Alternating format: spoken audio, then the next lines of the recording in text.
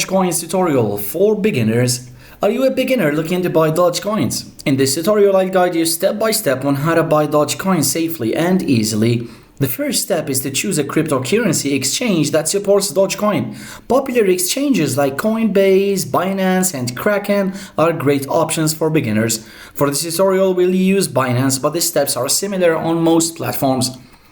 If you don't already have a Binance account, go to Binance.com or download the app, tap sign up, provide your email, create a password, and verify your email address, as most of the platforms ask. Follow the prompts to complete the account creation process. Now, once your account is set up, you'll need to link a payment method. So, Binance supports credit and debit cards, bank accounts, and PayPal. Go to the settings or payment methods section and select your preferred payment option and follow the instructions. Now, go to the buy and sell tab on Binance, and in the search bar type in Dogecoin or Doge, D-O-G-E. Select Dogecoin from the results to view its current price and trading options.